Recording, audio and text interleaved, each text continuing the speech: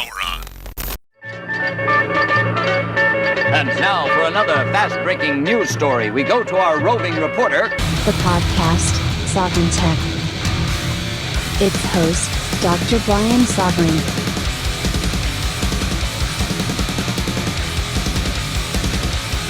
The tech giants tried to stop Sovryn Tech. They can't.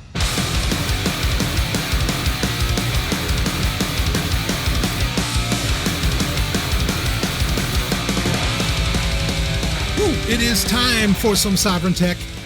And the Golden Stallion, the man of tomorrow, Savzu, the rated R radio star. Well, we've got a couple of subjects to get into, big ones. And I could really title this episode as Stay Away from the Clouds. Or more particularly, The Cloud. Which, boy, I wish that was a buzzword that just never took off. And I wish everybody, every time they hear that they'd look at it and look up at the sky, or they'd hear it and they just look up at the sky, kind of like Rocky does in Creed, and just like, what clouds? What are you doing? But we are going to get into two subjects here that, other than both being in the cloud, as it were, may not seem related, but I think they are. And I think it's important to talk about them in the same breath. First, we're going to talk about, we're going to get into the whole iCloud scandal with CSAM, and we'll explain what that is, as well as, not just what's happening with iCloud, but also with iMessage. Then we are going to discuss Windows 365, the desktop as a service, Windows in the cloud. What does that mean? What does it entail? Is it the future? Maybe. We'll talk about it. But before we get into that, I want to implore you that if you appreciate what Sovryn Tech does, from the important matters like we're going to discuss in this episode, to the good times, perhaps, that we have with Sovryn at the Movies, or TIE Fighter Renegades, or go down the list of the episode, whatever it ends, whatever the bonus episode, whatever it ends up being. If you appreciate what Sovryn Tech brings out there to the thousands and thousands of you, and keeps growing every month, that really is information, I think, that you hear nowhere else, opinions that you hear nowhere else, coverage that you get unlike any other, a truly independent voice, then I want to implore you to donate to the show. I don't do these drives often, but this is a time of year where it certainly would help out the show quite a bit. And as always, we're working on getting Sovryn Tech up to that next level, wherever that happens to be. But we're always going up, not even forward. We're playing above everything, right? We're always going up. And so if you want to help out the show, it would mean so much to me. I've already put out the request in the Telegram group, and some have helped there, and I'm endlessly thankful. Without listeners like you, this show just would not go round and round. And I'm deeply appreciative to everyone that still donates on Patreon, that donates via Podbean, that donates via Buy Me a Coffee. But if you want to help out the show right now, you can, it's always in the show notes where you can donate to the show. PayPal is no longer an option. I have been banned twice now from PayPal with two separate accounts. So some have liked to use that in the past. Unfortunately, that is no longer an option. Ironically, PayPal-owned Venmo is an option, and you can donate to @BSovryn. So that's just the letter B as in Brian, and then Sovryn, Sovryn. That's the handle, @BSovryn. This information is in the show notes as well. Or Cash App, which is just the cash symbol and then Sovryn, Sovryn. I've become a big fan of Cash App over the past year. Their stance with crypto and being so supportive of Bitcoin is a phenomenal thing. They have a lot of other options. They're not a sponsor of the show. Not that I'd be against that, but big fan. I mean, we need options outside of PayPal. We need options that take crypto seriously. And really, Cash App is in some ways, it's not the best of all worlds, but in some ways, in comparison to other money transmitters, it's the best of all worlds.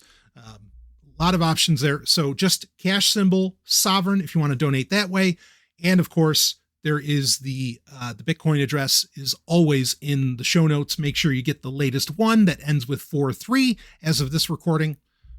And again, anything you can do right now would be a massive help with getting the show where it needs to go, and with supporting the message that I, Dr. Brian Sovryn, and all involved with Sovryn Tech get to put out there.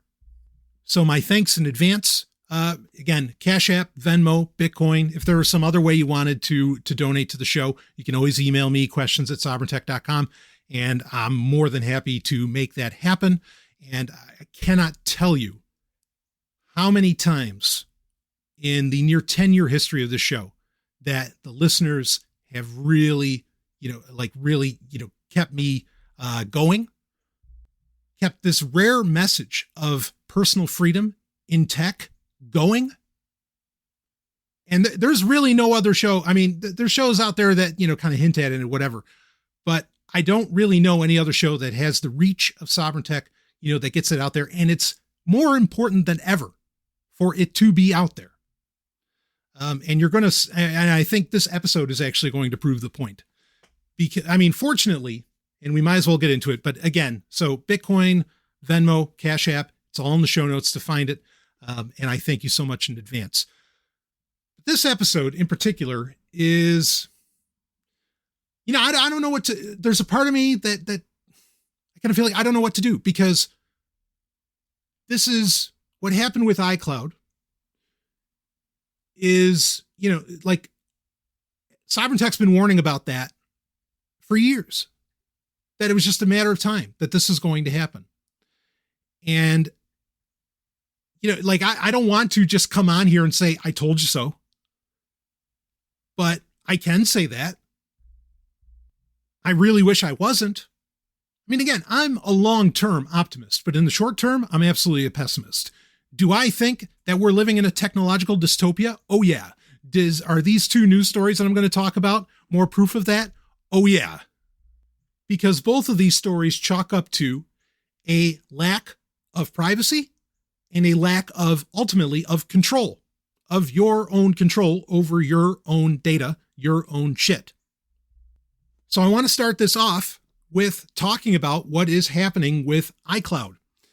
The short version is that Apple will now be scanning on device for what is known as CSAM. That's CSAM, Child Sexual Abuse Materials. Particularly on iOS devices, though I'm sure if it's not happening with macOS, it's just a matter of time.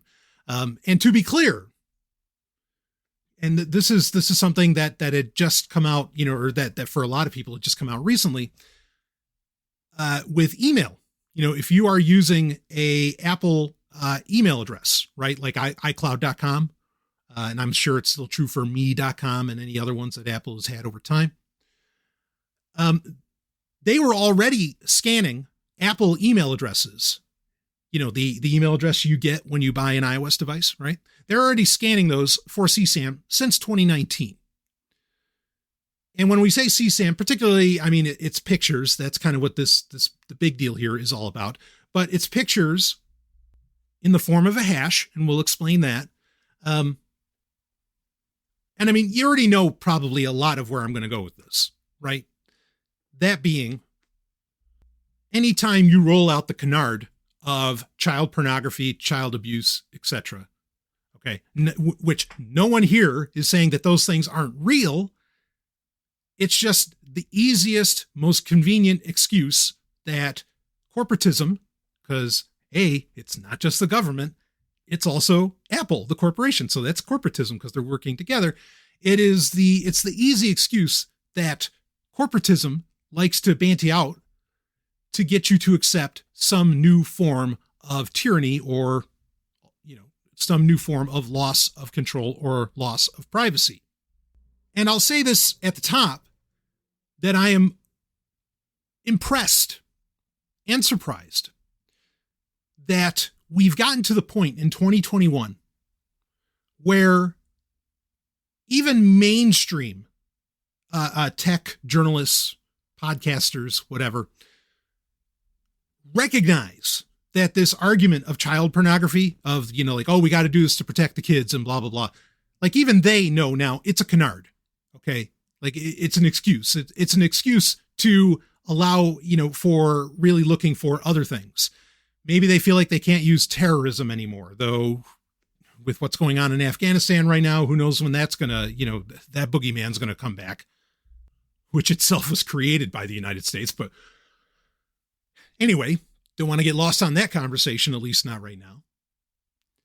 I'm impressed that even that journalists, or at least, journalists that are doing more than just regurgitating a press release, are readily coming out and saying, oh yeah, child porn or child protection. Okay. Yeah, whatever. They know that that's a crap excuse, that it is about just bringing in, more surveillance.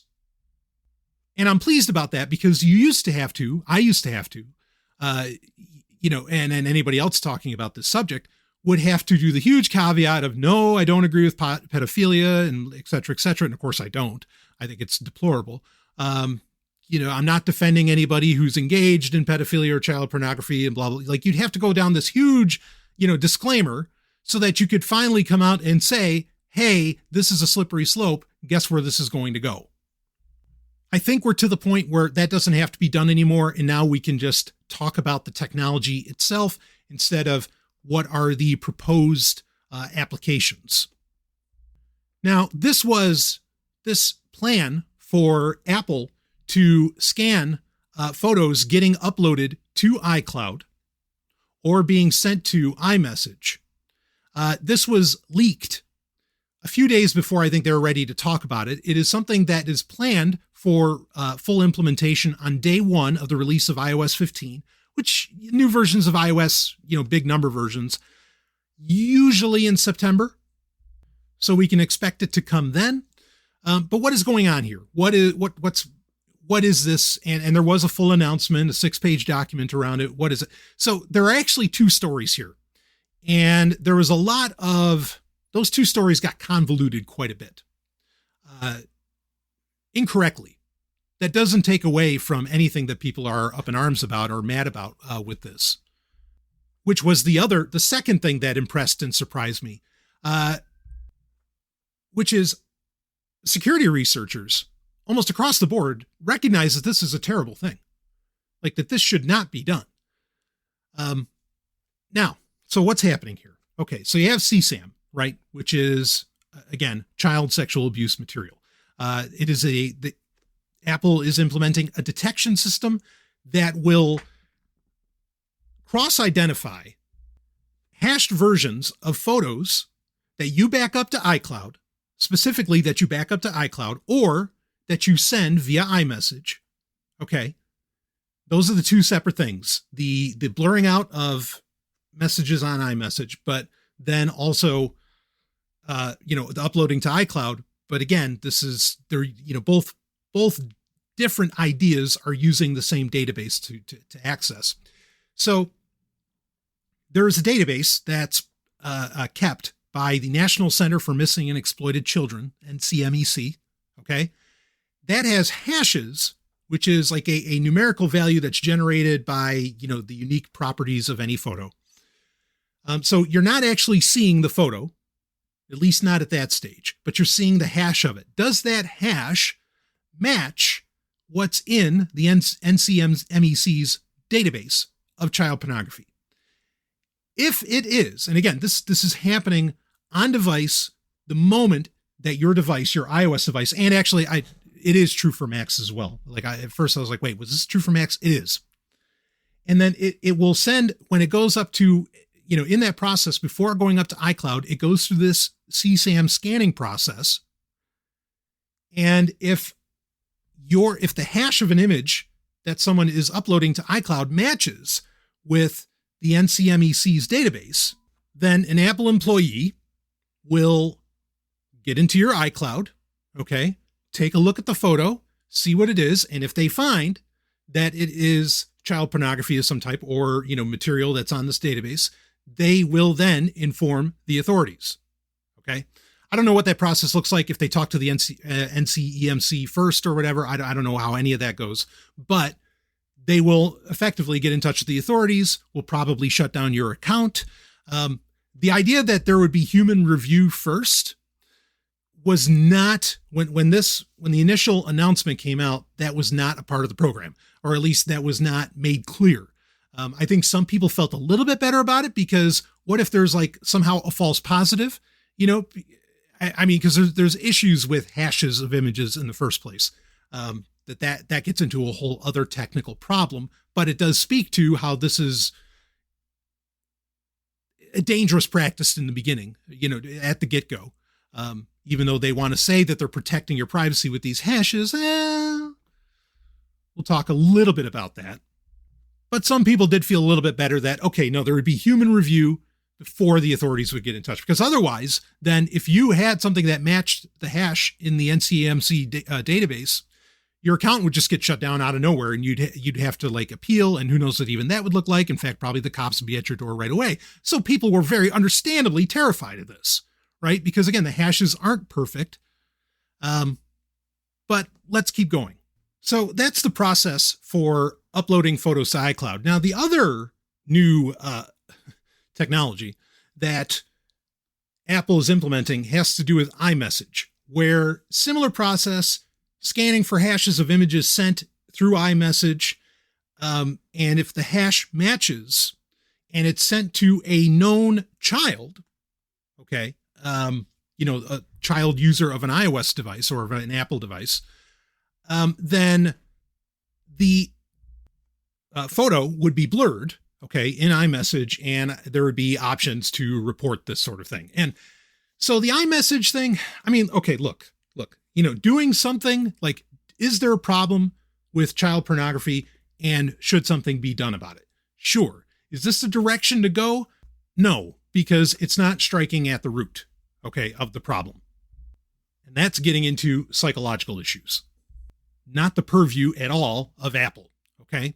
But before you think I'm sidestepping solutions here, we'll get into solutions around this, okay? But the solutions are based around your privacy and control of your data, all right? So the iMessage thing, you know, the two got very convoluted, and people came to conclusions that were a lot scarier. This is still a problem, okay? But were a lot scarier when combined with, you know, like scanning iMessage and doing all this other stuff, which wasn't exactly the case. So we're concentrating more on the, you know, on the iCloud end of this, okay, on the uploading to iCloud end. The deal with iMessage, look, what were you doing trusting iMessage in the first place, okay? I can't even think of the time where I said, use iMessage. I've never said that, okay? Now, a big part of, with either story, that people are freaking out about, that like everybody's kind of freaking out about, comes from a lot of people buying Apple products because of their supposed stance on privacy. And I get that. This feels contradictory, right? Regardless of how Apple's setting it up. And we will talk about that. I mean, we already, you know, kind of talked about what it was, you know, how it's doing it, you know, using the hashes of photos. So that way, you know, they could say, well, we're not actually looking at your photos. We're just looking at hashes. Yeah. But if the end result is, you know, legal, quote unquote, legal force can come down on you, what does it matter if you're looking at the actual photo or not, right? The threat is the same. So, you know, how you're doing it is inconsequential. Now, Apple's claim is that they basically had to do this, okay? And frankly, we should get this out very early. Apple's not the only one doing this. Everyone else, like Microsoft, Amazon, Google, they've all been doing this already for years. Here's the rub, though. Like we said earlier, we found out that, you know, Apple has also already been doing this, but only in email. I wonder about that, though, because so Apple's anti-fraud chief, Eric Friedman, said back in 2020 that his claim is that Apple was, let's see, the greatest platform for distributing child porn. Now there's a weird thing in that. There's a weird thing in that statement, which is that statement was made in 2020. But this technology hasn't been implemented yet. So how would Eric Friedman know that if Apple wasn't already doing this? Now, the explanation could be as simple as, well, we were already doing it via email, and so we know. But we don't have any clarity on this. And this was from a highly confidential document that Eric Friedman had made that statement, or that we were able to pull that statement. But that's just strange. So, I mean, it's already going on, right? And, a big problem here is that iCloud automatically is turned on by default. So even though you only get like 5 gig of iCloud storage, most people don't even think to turn that off. And so as soon as you start, downloading photos or taking photos or whatever you're doing, it starts uploading to iCloud. I find that statement to be suspect. And so did some Apple employees, according to the confidential documents that it was pulled from. Really? How are we that? When you consider that Apple devices, Mac or iOS, are not the most wildfire devices, on the planet in comparison to Windows PCs, or Android devices, right? Now this technology or the system, the CSAM system that is supposed to be privacy respecting using the hashes that Apple has implemented, no one's really gotten the chance. I mean, some people have looked at the 6-page document and everything, and they see tons of problems with that. But there have been others who have independently created similar systems. And arguably, it's the only way the system that can be done. These have been peer reviewed. Jonathan Mayer, I think, developed it. And he's gone on the record since Apple's announcement saying, I'll read his quote, "We wrote the only peer-reviewed publication on how to build a system like Apple's, and we concluded the technology was dangerous." So these are 2 Princeton academics that wrote this publication on how to do it this way, that Apple must be doing it in. Quote, "Our system could be easily repurposed for surveillance and censorship. The design wasn't restricted to a specific category of content. A service could simply swap in any content matching database, and the person using that service would be none the wiser." End quote. So now the researchers, further on in their statement, I think hint at what could be really going on here. Okay. And we'll get to that, and we'll get into what to do about this. Okay. And no, I mean, I've already told you don't buy iOS devices, but people are still going to do it. Right. So that's not going to be my solution that I'm going to give you. We're going to talk about it, in a little bit here. But this, part of the issue here is when you consider, say, the Pegasus project, which I talked about in a recent episode. And where the founder of Telegram was apparently a target of that, apparently. But the Pegasus project, is a system where it's not the only one, but one of many systems that gets sold that allows bad actors or nation state actors, really those are the same thing, but allows bad actors to get access to Android devices, iPhones, and crack into them. So here's the easy problem, right? You can just inject, hashed material that has hashes that is, that say is on the NCEMC database. Okay. So if you want to set somebody up, you can easily set them up and the authorities get called and it's over. And, for a lot of people, I mean, and look, it doesn't have to be you don't have to set up, you don't have to set up other government officials or something like that. You could just set up journalists. And I mean, I can only imagine having friends that are journalists. I can only imagine,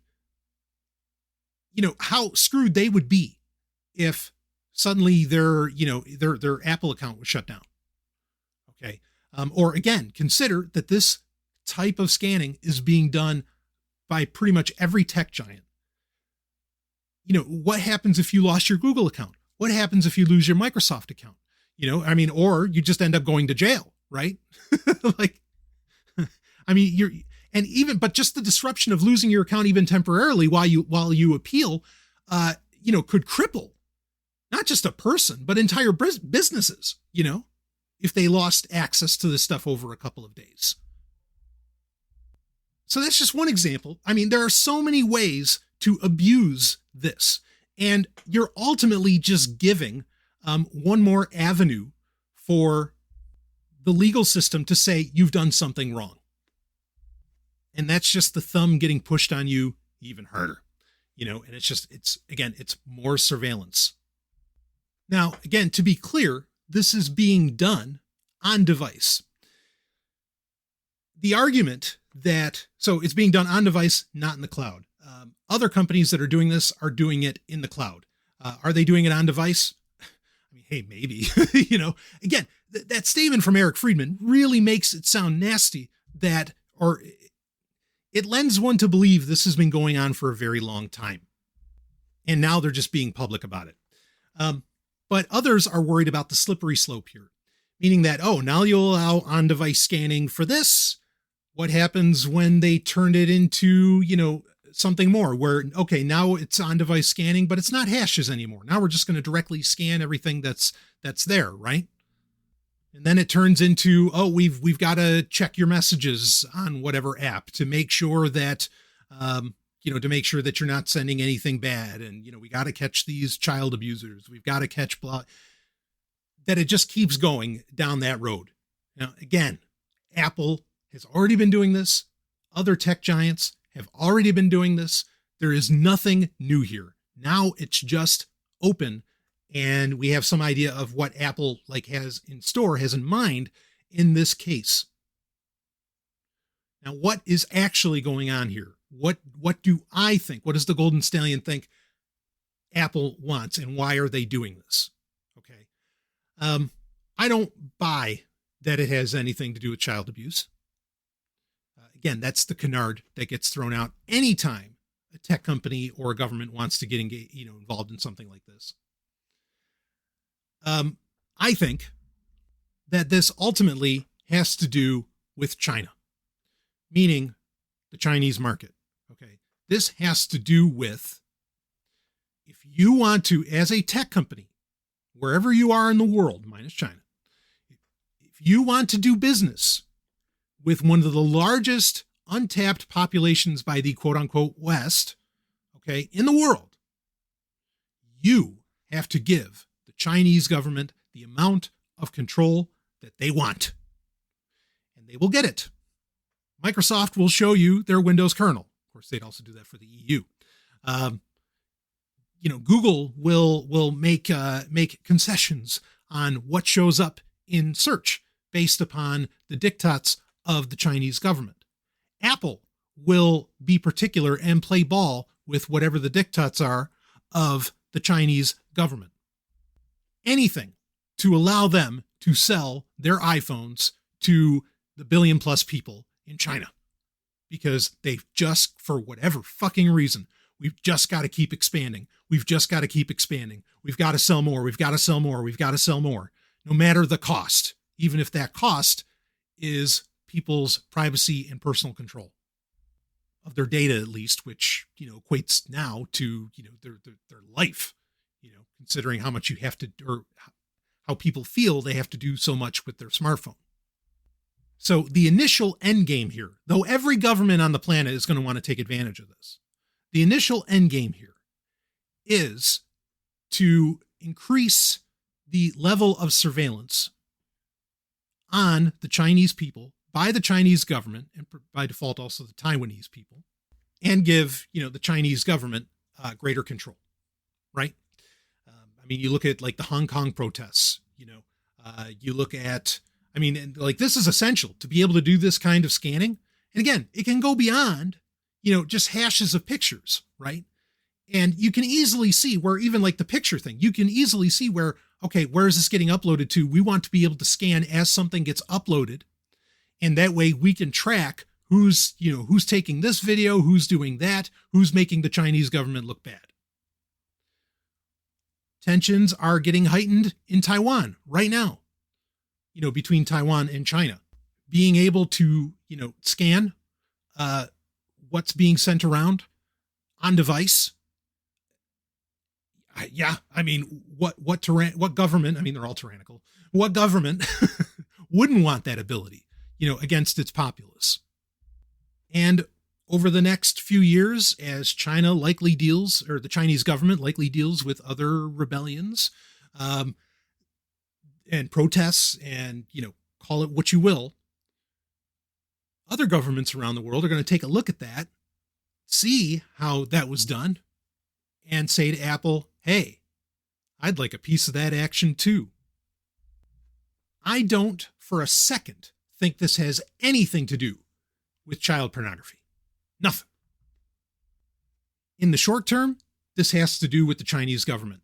In the long term, this has to do with controlling everybody, being able to blackmail everybody, okay, or frame anybody, surveil anybody. That's the long term. So the two things I want you to take away from this before we get into solutions. This is not about child abuse, or, this is not about CSAM, right? It's not about that. And Apple is no longer a privacy-centric company. They're just not. Now, do I think, the stink has been, thankfully, it's been so stinky. Like, it has risen to the heavens here, from everybody. And I'm really pleased with that people aren't hoodwinked anymore by this.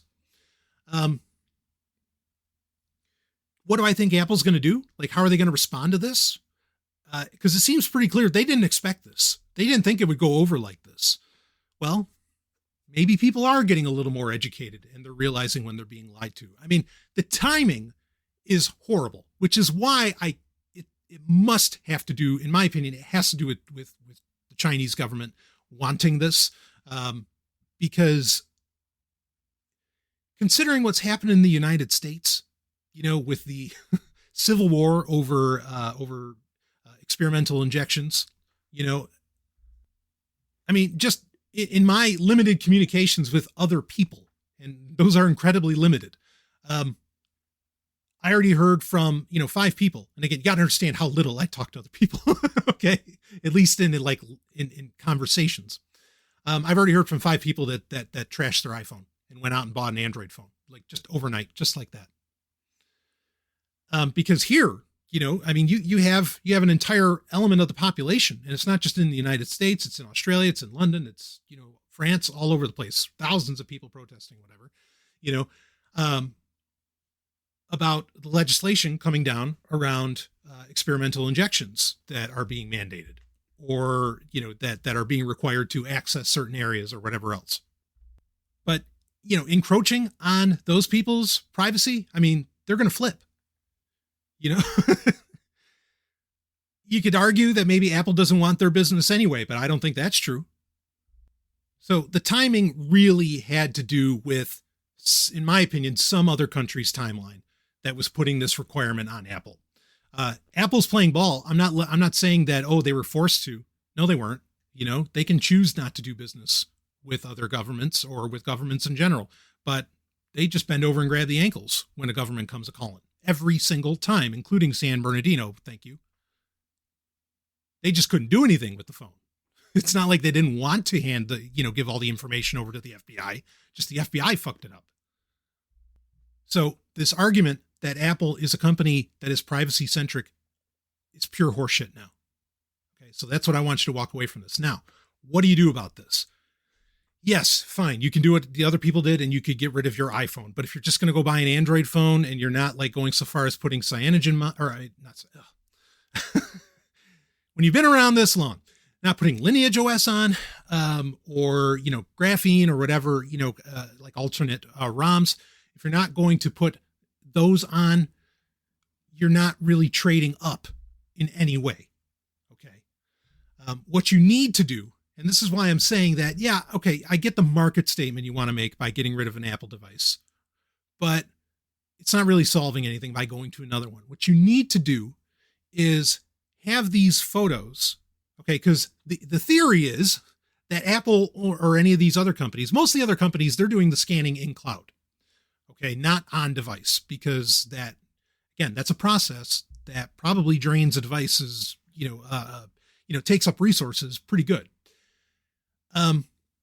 So with an iOS device, what you want to do is just don't back up to iCloud, or at least don't back up your photos to iCloud. You can choose, theoretically, what gets uploaded to iCloud.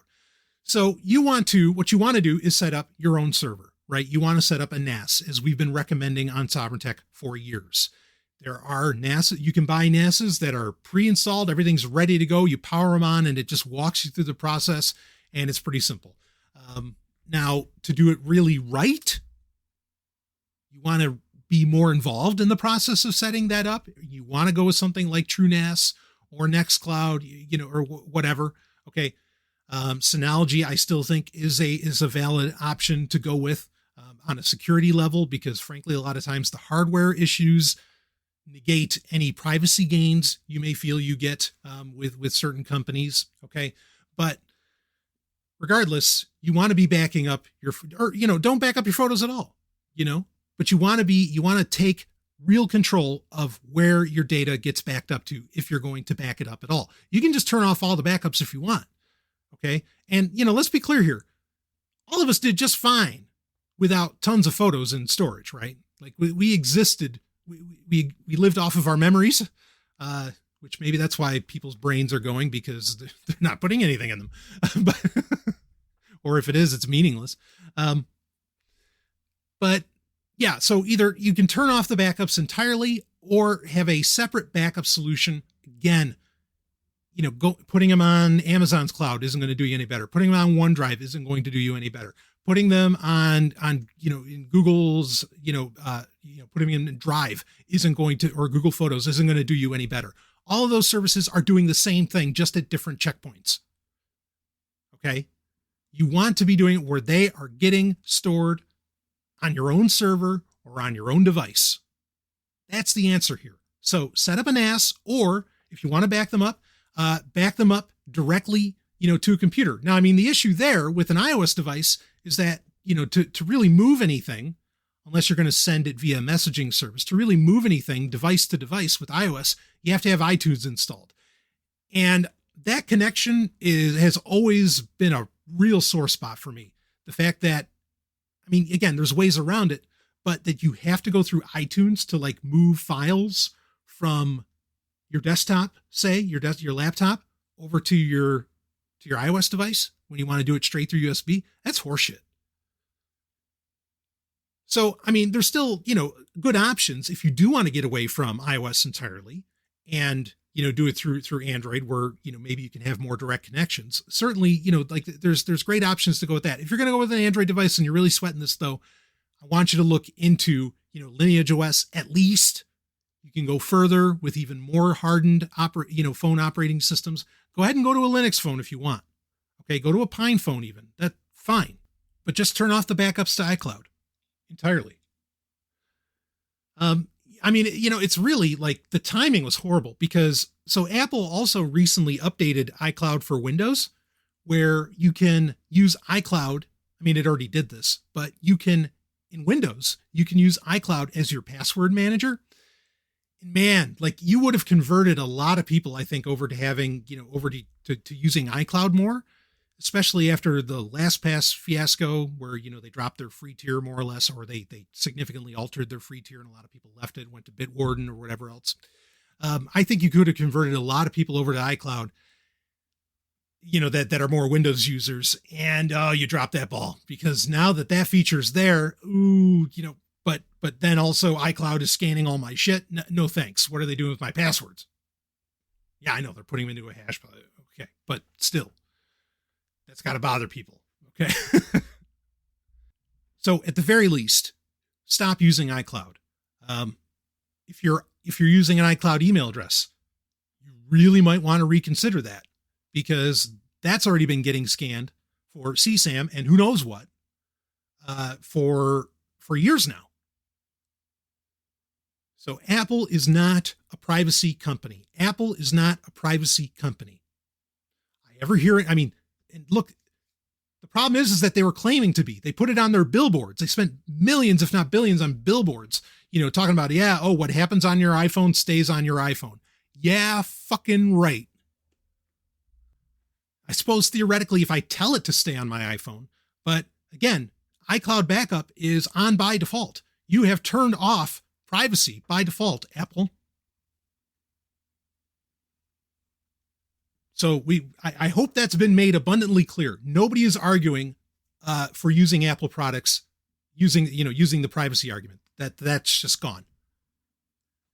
That's the big win out of this. Okay, we can stop pretending that Apple somehow gives a shit about privacy. That can't be true anymore. So please, at the very least, if you're using their devices, at the very least, don't give them your data, your photos, whatever. Okay, back up to your own solutions, whatever those may be. Okay, whether it's your own, like sync thing or something, or I don't even know if you can do that from iCloud or from iOS. I mean, I have an iOS device. I have an iPod here, just to keep track on what Apple does. There are no fucking photos on that thing. Never will be, especially at this point. But again, at the very least, just upload them somewhere else, okay? Don't trust Apple, and stop telling people that Apple cares about your privacy. If you've somehow been saying that, stop it, all right? Now, we're going to take a little break, and then we're going to come back, and we're going to flip the coin and talk about Microsoft, just on the other side of it. I'll be right back with more Sovryn Tech. Woo!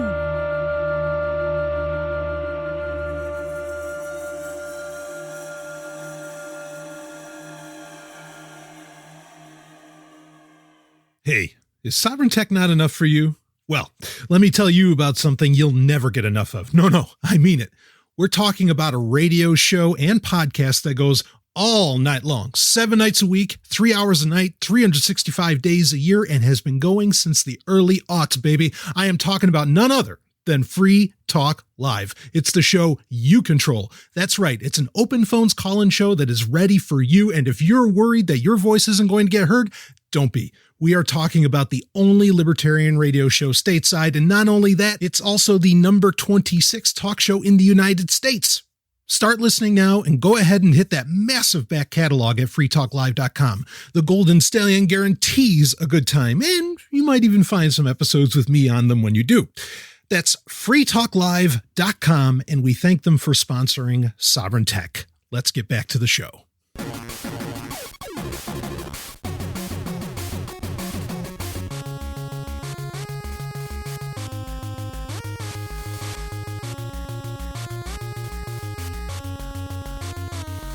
So on the eve of Windows 11 being released, that being this fall, predictions right now are October 2021, Microsoft kind of released another operating system. It's kind of another operating system. Though really right now, it's just Windows 10. But where is this installed? Not on your computer. And this is what was announced in July, that being Windows 365. Now, the name, of course, comes from Microsoft 365, which used to be Office 365, and which is pointing at this entire idea of your life being in Microsoft's cloud, of course, that being Azure. And yes, this is powered by Azure, of course. Windows 365 is, like I mentioned earlier, desktop as a service. So what this is, it is Windows in a web browser tab that you can run essentially on any device, right? Because it's just a web browser tab. So as long as you can have that tab open, you're golden. You're using a full Windows 10 desktop experience. And I'm sure it'll be Windows 11 when that time rolls around, because this is, again, it's as a service. So that means there's a subscription fee. And we didn't initially have the subscription fee. We had very few details at first, just some like pretty pictures and video of how this really works. Of course, you've got people, using Windows 10 on an iPad, right? Isn't that novel? Or, whatever device. Again, it can work on anything with a web browser. Now, I want to get into some of the details around this and then talk about what it means and get into whether or not it should interest you, and if you should use it. So the idea of, in a web browser, having access to an entire desktop environment, okay, from multiple devices. This is obviously an attractive thing to a lot of people. Now, the difference here, where it may not be so attractive to everyone that was into this sort of thing before, this is really a remote desktop, right? Which has been a technology that's been around for decades at this point.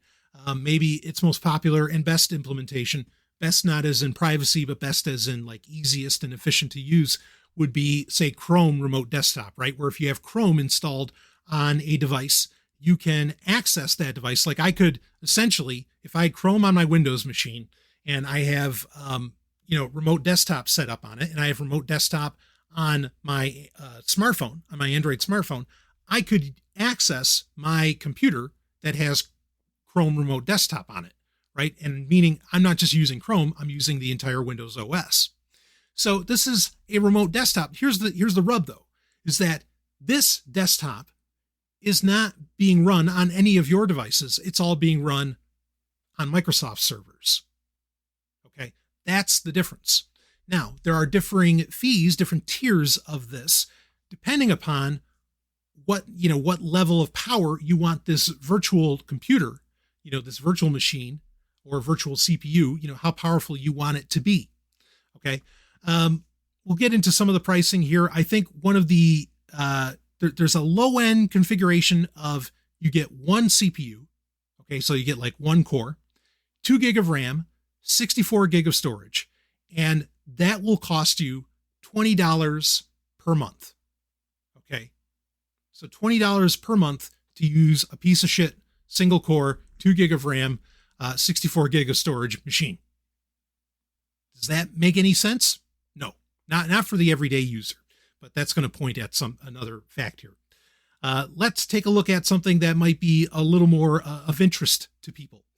So you could go more to the high end where you have 8 CPUs, or what you would call vCPUs, right? Virtual, central processing units. So you have 8 cores with 32 gig of RAM. That's a little more like it. And 512 gigabytes of storage, which for, a modern, even laptop, that's on like the bare minimum end, in my opinion.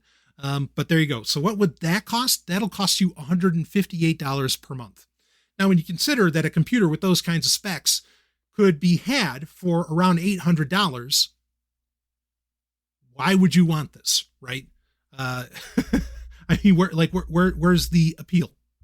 Well, as Microsoft has put it in their own words, Windows 365 is about enterprise customers, not about the everyday consumer. They have said that they could imagine in the future consumers would be interested in this. So they're looking at that. But right now, it's just not at that level. And clearly for the price,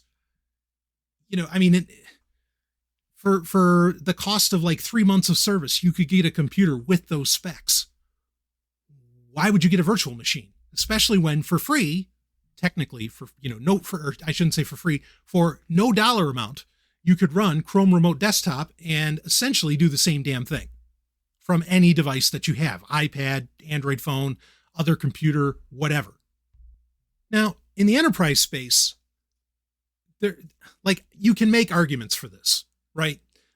And Microsoft has already, just in the past, or since Windows 10 has been a thing, has already tried to get enterprise customers on a subscription model for Windows licenses, okay, where they pay, whatever, $10 a user a month or something or some low fee. And there are discounts involved with this where you can get as low as like $4 a user per month.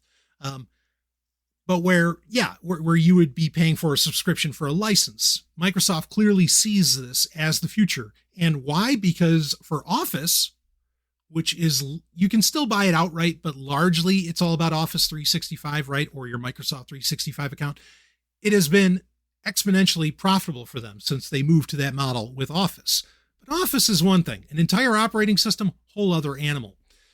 The attraction to this really comes down to, you get for an enterprise, for a business, is that it gets you out of the hardware cycle, meaning that all you need is something, a thin client that runs a web browser somewhat effectively. And then you can do everything. I mean, and you only need to run one tab, right? This does not require a powerful machine, but you're getting access to an incredibly powerful machine because you don't have to run, a lot of modern browsers are resource hogs.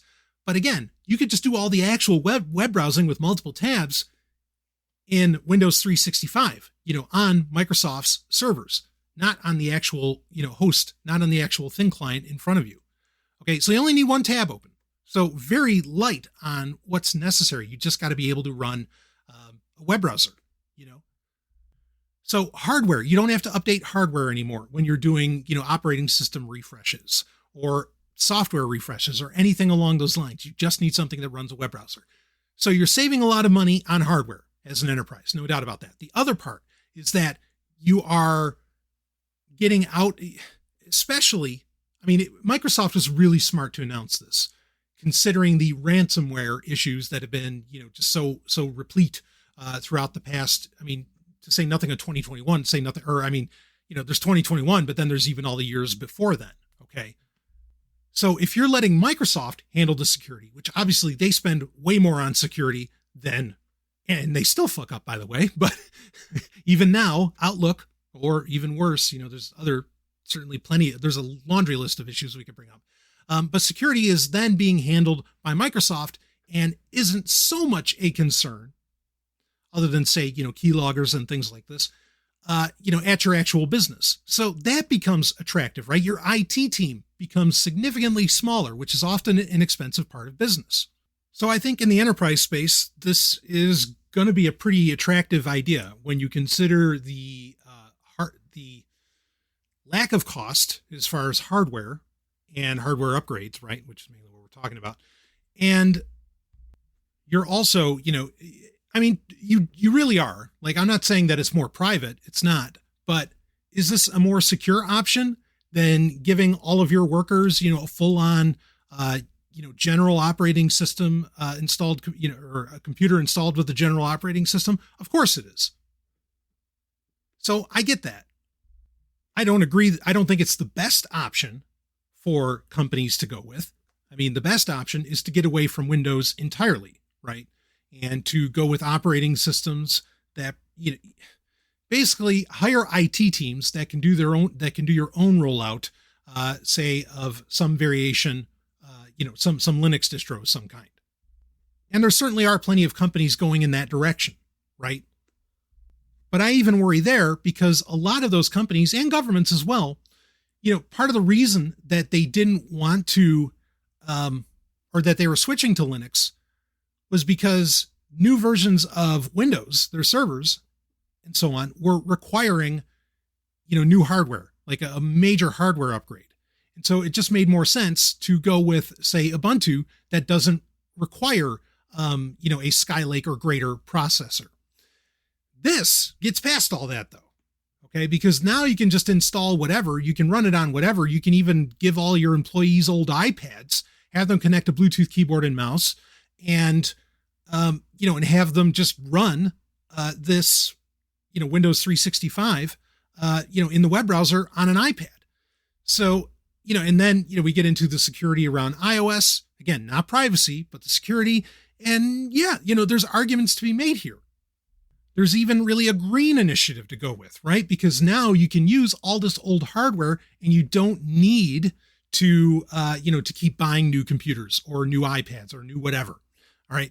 Now, the caveat to that is that, well, you get everybody using, Microsoft servers. Microsoft's going to have to make more servers, and servers are, there's nothing environmental or environmentally friendly about server farms. Quite the opposite. At least certainly at that scale. So again, there's arguments for and against. The big arguments against in enterprise for me, I know how to do security. I think every, a company should know how to really handle its own security and do so very well and go with completely different models and run their own servers and not hand everything over to the tech giants. And that's not just like a philosophical bent. That's also a matter of practicality and security and privacy, which more privacy increases your level of security. Okay.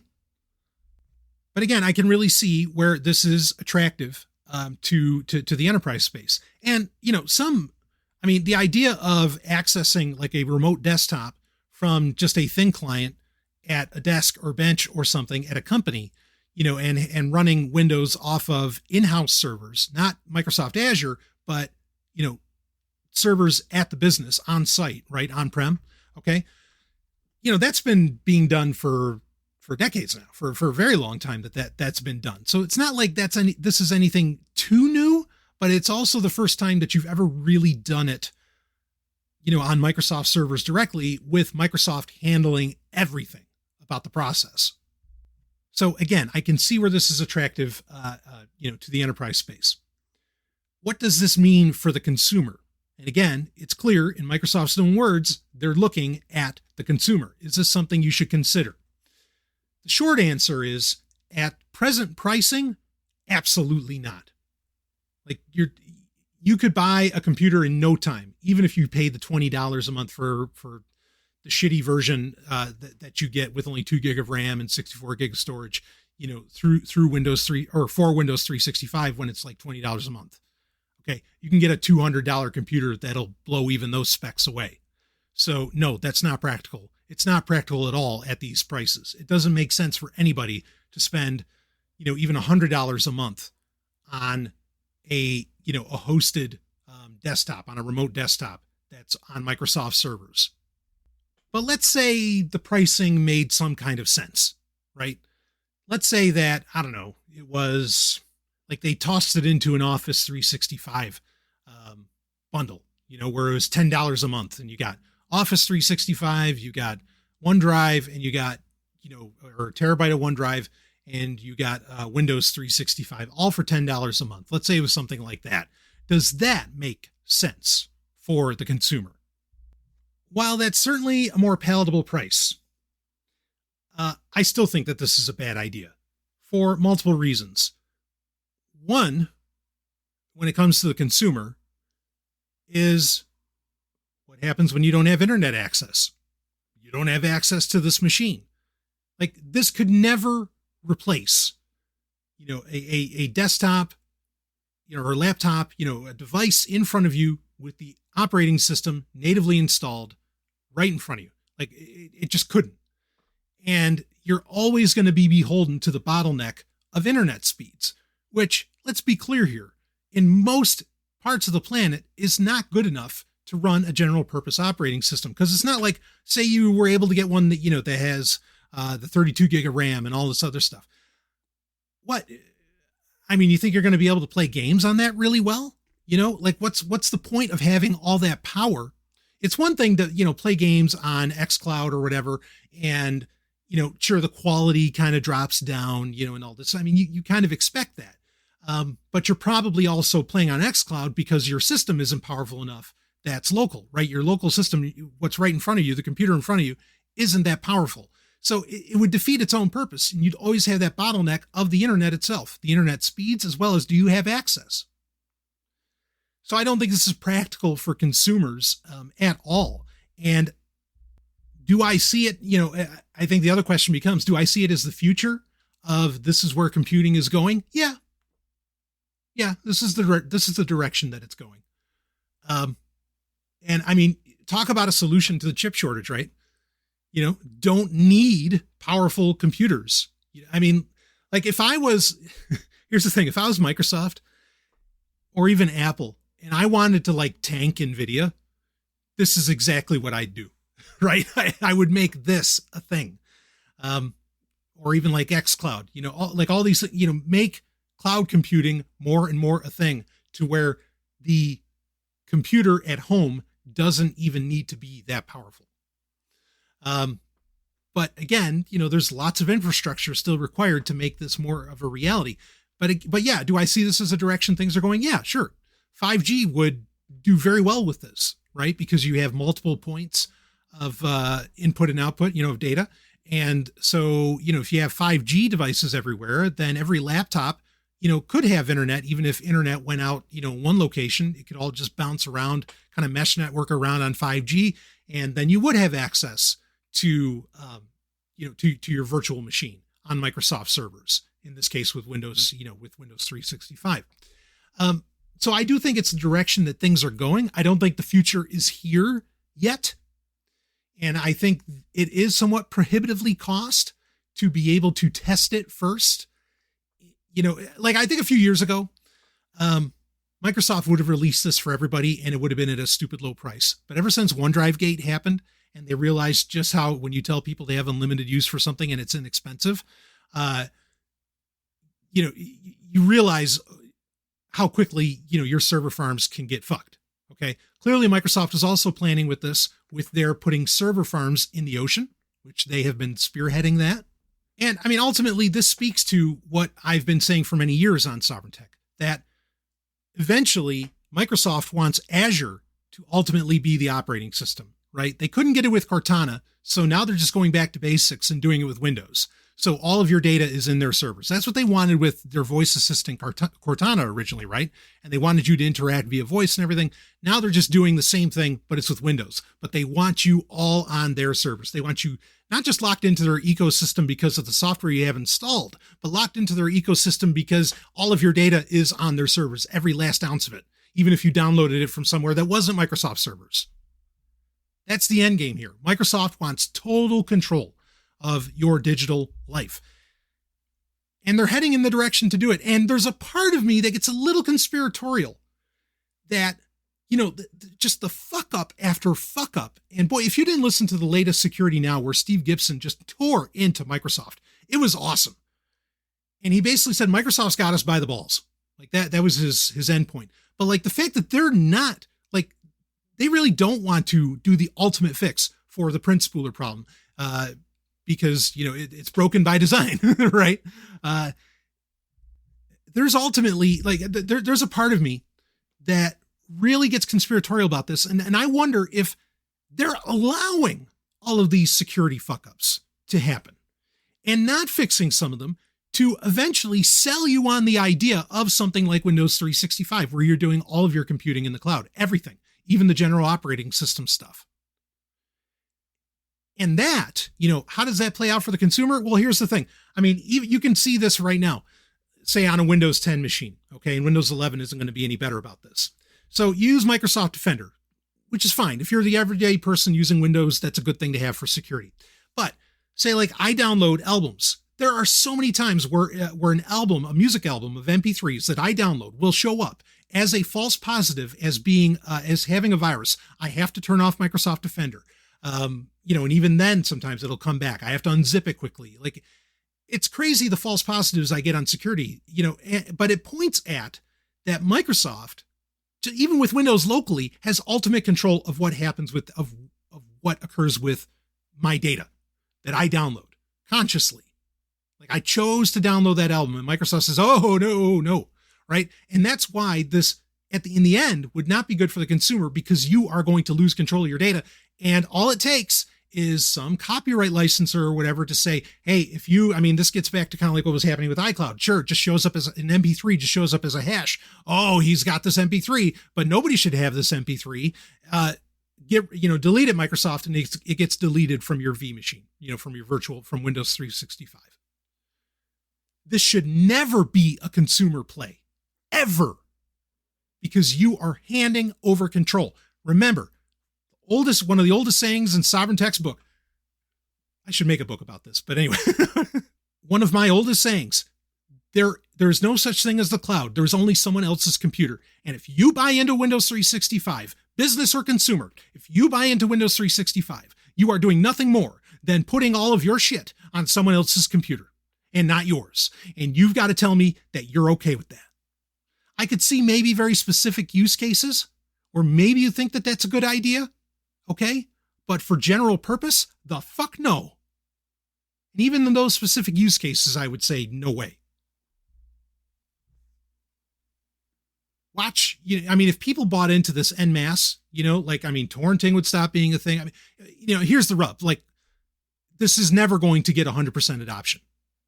Even if, like, tomorrow, Microsoft said it's the only way for it to work. You're going to have people that, there's Linux, obviously. There's already companies that are, doing very well for themselves, making hardware, laptops, desktops, whatever, specifically for, running open software. Okay. That's always going to be here, thankfully, but people have to choose it.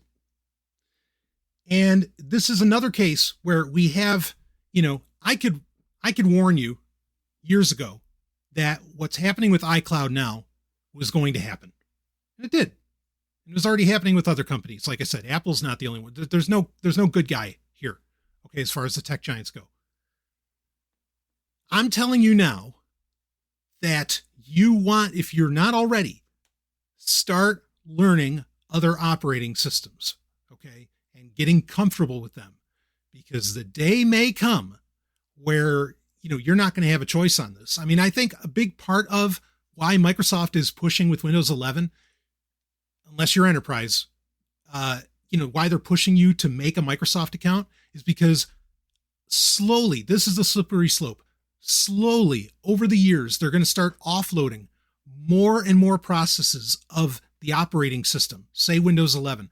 They're going to start porting it all, or, pushing it all to Azure. Okay. And then one day you're going to turn on your computer and it's going to say, welcome to your new cloud desktop environment. Okay. And you're just, again, it's the boiling frog, right? And you're going to wake up one morning and then, holy shit, you've lost your operating system. And then you've got to really go back and relearn everything. Hopefully you were able to keep all of your data. Just that's the direction you're going. Now, I mean, look, doing this sort of thing, if there is an attraction, okay, to having like a remote desktop setup.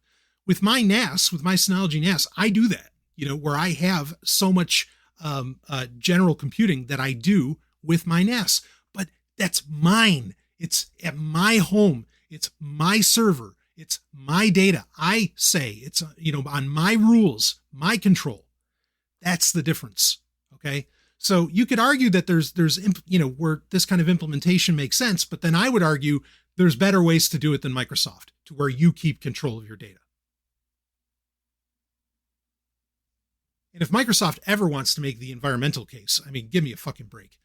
Like, there's a far better environmental, like I can get the appeal to remote desktop, to a thin client. I can get the appeals to that, but it's far less expensive, resource intensive.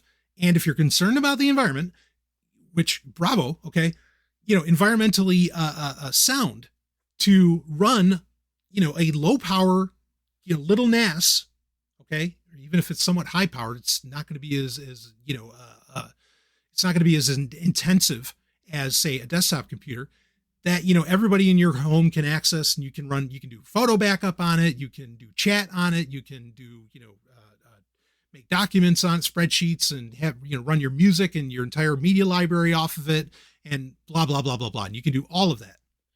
Okay. Don't just, if you wanted to go that route, go that route. Just don't trust your fucking data to the tech giants. That's the moral of the story here. And Windows 365 is the ultimate putting of trust in a tech giant, and you can't trust them. So don't do it. Don't buy into this. Even if the cost is low, don't buy into this. Even like I mentioned xCloud, right? Or whatever Microsoft's calling it now, or Xbox Game Pass, right? There was a time where I thought, like, this is a no-brainer deal, $5 a month, whatever, and you get access to all these games. Why wouldn't you do it? Even that has proven the point that I am making here, because now Game Pass has turned into like Netflix, where certain months out of the year, they remove games. So now you don't really have access to all of those games anytime that you want them, right? And so for me, that makes Game Pass a horrible deal now, so and that's ultimately the way that all this goes, is that, well, one moment you have access to this, the next moment you don't. And that's where all cloud computing, cloud storage, etc. leads, unless it is, again, your own server that you're running. You can do it. Believe me. Some of the NAS options out there are so dead ass simple. Go for it. Give it a shot. Or again, do everything locally, device to device, connect everything with USB and do it old school. Okay. The cloud revolution, as it were, is not a revolution for the people. Don't fall for it. So with that, I think we'll wrap this thing up. Again, turn off iCloud backup. Don't go for Windows 365. Even if you're a business, really explore how can you take more control of your data. Okay, and do so securely. I recently did an episode, got a lot of great response from it. I did an episode that's all about ransomware. Okay, and about how to deal with ransomware and avoid it entirely. Actually, go check that out if you haven't. And if I think of it, I'll link to it in the show notes.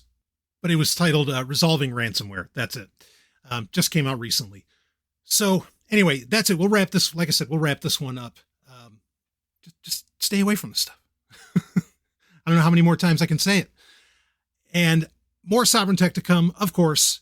Please feel free, if you appreciate the work being done here. I think you can agree, no one else is saying this stuff quite like this. Please don't hesitate to donate to the show. Like I said, I don't do these drives often, and it would be a massive help. It's all in the show notes: Cash App, Venmo, Bitcoin, or get in touch with me if there's some other way you'd like to donate. Just again, Sovryn Tech's been banned from PayPal, so can't do anything about that. But with that, thank you so much in advance. Thank you, as always, for being out there and listening and helping make this entire tech world, technological dystopia we live in, a little more secure with your actions. I will see all of you, on the other side.